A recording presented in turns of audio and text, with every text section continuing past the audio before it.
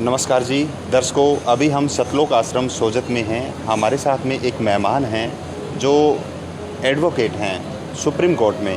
तो उन्होंने यहाँ पे विजिट करना उचित समझा क्योंकि उनके साथ कुछ डायरेक्ट इनडायरेक्ट एविडेंसेस आए, उनको कुछ प्रमाण मिले और उनको कुछ चीज़ों से रियलाइज़ हुआ कि वहाँ पे एक बार ज़रूर विजिट करना चाहिए।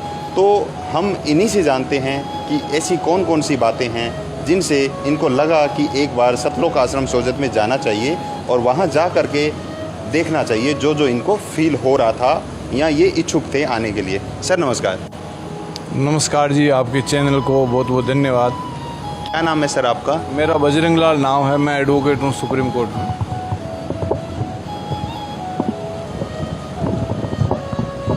तो सर कहाँ से हैं आप? मैं राजस्थान से हूँ, लाडनू होम टाउन है हमारा। सर आप एडवोकेट हैं और भारत सरकार का या किसी भी सरकार का एक जो टॉप है वो न्यायपालिका का आता है और उसी विभाग में आप हो एडवोकेट। तो उसी से जुड़ी हुई आपको बहुत सारी सरकारी नॉलेज है जो हमारे संविधान से है या अदर जो भी आती है। तो इसके साथ साथ में बहुत सारी जो धार्मिक रूप से जुड़ी हुई स्पिरिचुअल नॉलेज की बातें हैं वो कहीं न कहीं उससे दूर रहती है। तो संत रामपाल जी महाराज हैं, उन्होंने ज्ञान ऐसा दिया है जो जो उनके शिष्य समझे हैं उनसे हमने भी पता किया है। तो उनका जो मेजर जो पॉइंट है, मेजर जो पार्ट है वो ज्ञान से आधारित है। तो उनके ज्ञान को भी आपने थोड़ा बहुत समझा होगा, आपको कैसा लगा हमें पहले वो बताइए आप।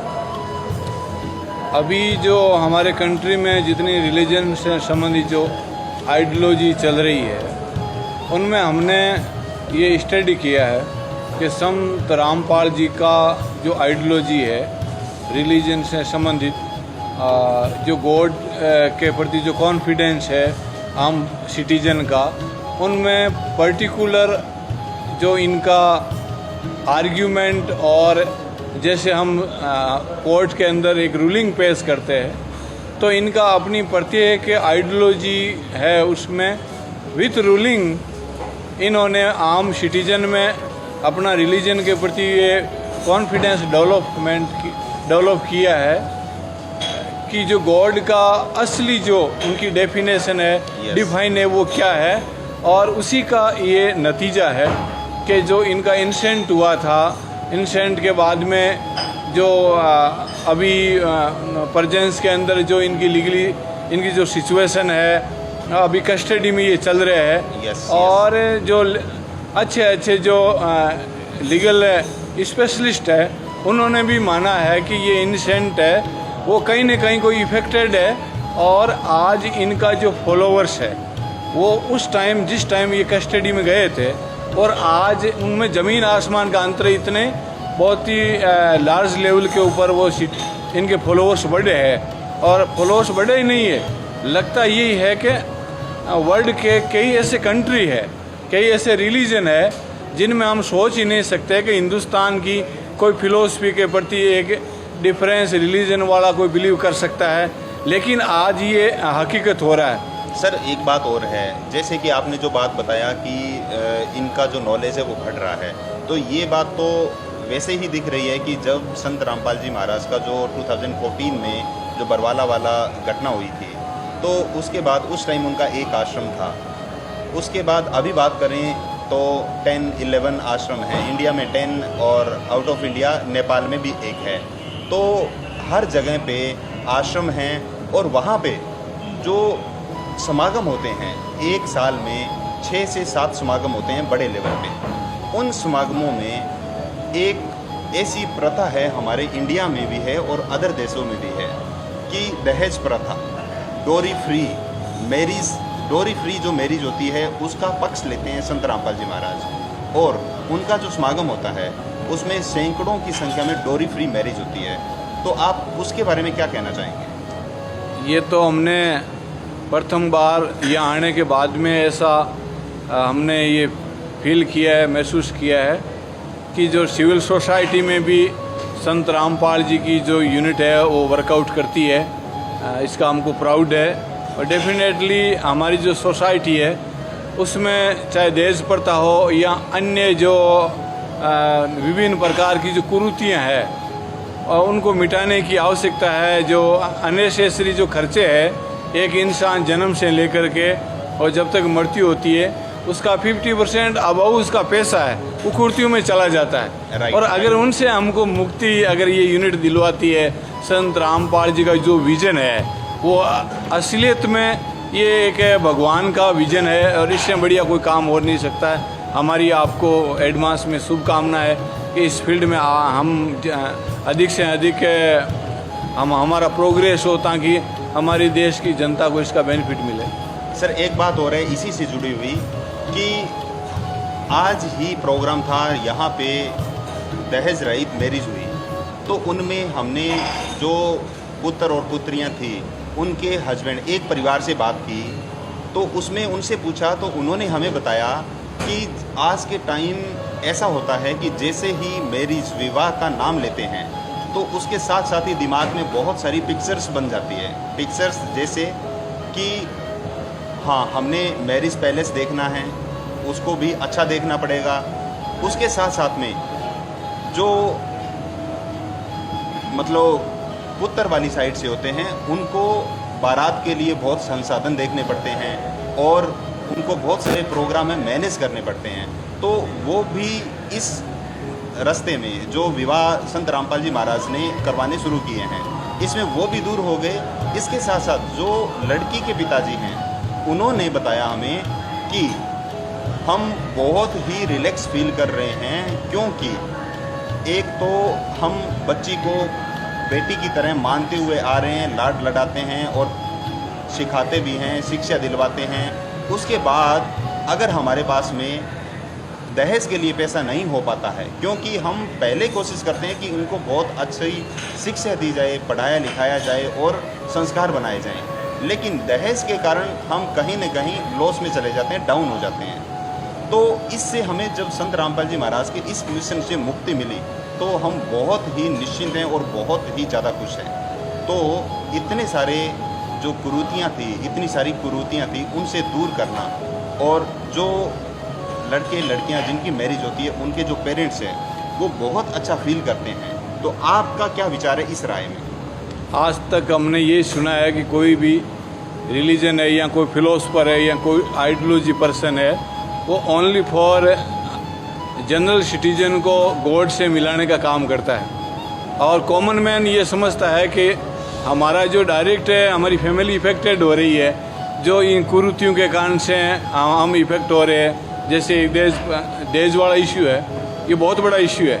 अगर इस एक इश्यू को लेकर के हम समाज में एक विजन बना करके और कुछ हम अच्छा करने का सोचे तो डेफिनेटली संत रामपाल जी एक हमारे लिए एक गॉड साबित होंगे। और मैं दूसरे रिलीजन और जो फिलोसफर है, जो आइडियोलॉजी पर्सन है, उनको भी मेरी यही एडवाइस है कि आप संत रामपाल जी के आइडियोलॉजी को फॉलो करें और न आप आम सिटीजन को भगवान से भी मिलवाए और साथ में जो कुरीतियाँ हैं, जो आम जो जनता है उसको जकड़ कर रखा है, उनसे भी उनको मुक्ति मिले। क्योंकि सबसे ज़्यादा जो हमारा इकोनॉमिक है, हमारी जो अर्निंग है वो 70-50% है अबव, वो इन कुरीतियों पर खर्च होती है। इंसान अपने बारे में अच्छा करने का सोच नहीं सकता है, वो अपनी गर्दन नहीं उठा सकता है। और हम लोग अगर इस क्षेत्र में काम करें तो ये अपने कंट्री के लिए और ऑल जो वर्ल्ड के लिए भी एक आम मानवता के लिए ये एक अच्छा मैसेज होगा और इससे बेहतर और कुछ हो नहीं सकता है। सर एक चीज़ हमें बताइए कि आप जैसे भारतीय संविधान के लिए सुप्रीम कोर्ट में पैर करते हैं न्याय दिलाने के लिए, तो संत रामपाल जी महाराज कानून की ऐसी कौन सी प्रक्रिया है जो आम समाज को करनी चाहिए और संत रामपाल जी महाराज के अन्य को फॉलो करें? आपको क्या लगता है जो कानून की जो सामाजिक कुरीतियाँ हैं उनको त्याग कर कानून की जो पथ पर चलते हैं, आपको क्या लगता है?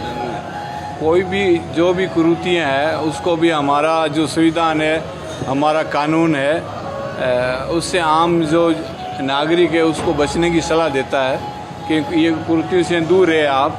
लेकिन संत रामपाल जी आज एक पूरे वर्ल्ड में आम जनता के एक आइडियोलॉजी पर्सन बन गए हैं। जिस प्रकार से हमारा हिंदुस्तान का जो एजिटेशन चला था, हमारा जो देश को, कंट्री को आज़ाद कराने का, और गांधी जी हमारे आइडियोलॉजी पर्सन बने थे।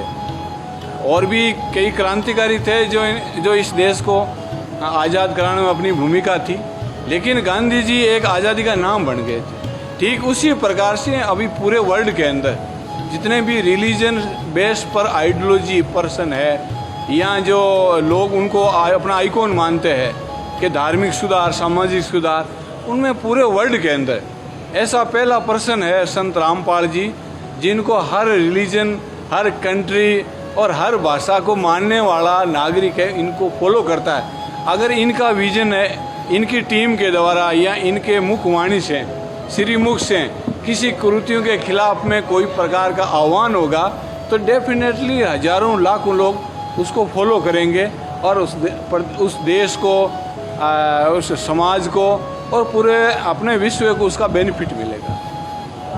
सर ये बताइए कि जैसे संत रामपाल जी महाराज की जो ट्रस्टी है, इनके माध्यम से पता चला यहाँ पर आज ब्लड डोनेशन का कैंप भी था, और जो देहदान है मेडिकल साइंस के हिसाब से और समाज की दृष्टि से आप क्या देखते हो कि देहदान का अभियान भी यहाँ पर चल रहा था, और उन्होंने देहदान के जो मंत्र है वो फॉलो करें, इसके बारे में आपको क्या कहना है? जो आपके ब्लड डोनेशन है, जिनसे किसी की ज़िंदगी बचती है, और दे दान, इससे बढ़िया तो कोई दान हो ही नहीं सकता है।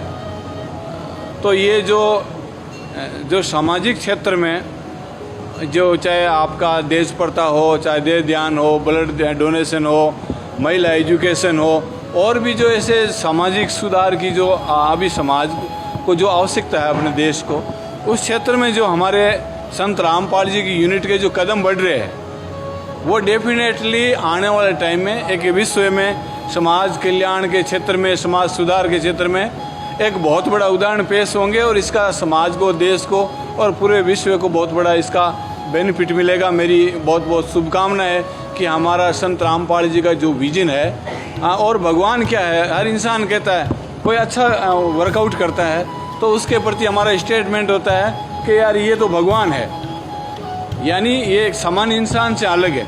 तो संत रामपाल जी ने जो समाज सुधार का क्षेत्र चुना है, और जो बहुत बड़े आडंबर चल रहे हैं भगवान के नाम से, जो आपके विभिन्न प्रकार के जो ये कहना चाहिए कि भगवान को प्राप्त करने का जो मूल है वहाँ नहीं पहुँच करके, और जो जितनी भी साइड लाइन चल रही है, और संत रामपाल जी जो हमारे कोर्ट में हम पर्टिकुलर रूलिंग पेश करते हैं, संत रामपाल जी का अनुयायी समाज में जहाँ भी बैठता है, हमको खुशी हुई वहाँ वो अपने जो स्टेटमेंट के सपोर्ट में अपना तर्क पेश करता है, तो उसका तो कोई सानी नहीं है, और हर इंसान को मानना पड़ता है कि इनकी बात सच्चाई है। ये किसी का विरोध नहीं करते, अपने स्टेटमेंट के पक्ष में अपना तर्क पेश करते, किताब पेश करते, रूलिंग पेश करते, और आज ये सिचुएशन हो गई है कि आने वाले टाइम में मुझे लगता है कि ये संत रामपाल जी का ही विजन चलेगा पूरे इस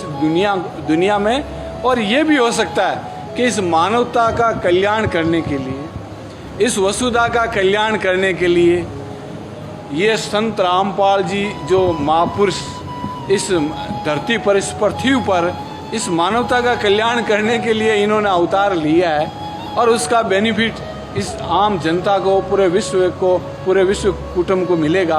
और जो यहाँ मैं आया हूँ, हमने ये देखा है दिल्ली में इनके अनुयायी हमारे पूनम चंद जी डारा जो लाडनू से हैं, महसी बीकानेर से, ये लोग आए, तो इनका जो भी इससे रिलेटेड वर्कआउट था, हमने जनरली कॉमन इनका उसमें सपोर्ट किया, एज हमारे ये एरिया से बिलोंग करते थे। उसके बाद में हमको ये फीलिंग हुआ मैंने इनको कहा जी आपके रामपाल जी में तो बहुत पावर है, शक्ति है, आपका इस विजन में हमारा द्वारा हेल्प करना, हमको लग रहा है कि हम वो पहले वाला नहीं रहे, हम चेंजिंग हो रहा है, परिवर्तन हो रहा है। तो अगर हम मानवता का काम करेंगे तो उससे डेफिनेटली हर जो इस धरती पर जो भी जीव जंतु है, इंसान है, उसको बेनिफिट मिलेगा। और यहाँ आने के बाद में तो ऐसा लगता है कि ये धरती का स्वर्ग है। इस सोजत की धरती को, राजस्थान की धरती को मैं सल्यूट करता हूँ, सलाम करता हूँ। तो दर्शकों, हमारे साथ में थे सुप्रीम कोर्ट के एडवोकेट लॉयर बजरंग लाल जी। इन्होंने हमें बताया जो इन्होंने यहाँ पे फील किया। संत रामपाल जी महाराज के सतलोक आश्रम सोजत में ये आए और यहाँ पे इन्होंने अपनी आंखों से देखा और जो इनको महसूस हुआ वो इन्होंने बताया कि जैसे नशे पे काम हो रहा है और दहेज रहित।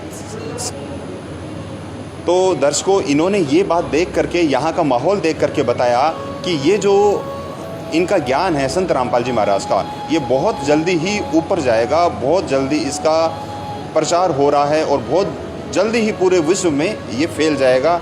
और अन्य भविष्य वक्ताओं ने भी इस बात का पक्ष किया है, वही इन्होंने अपनी आंखों से देख करके हमें बताया है। इस पेशकश में बस इतना ही, मिलते हैं किसी अगली पेशकश में। धन्यवाद।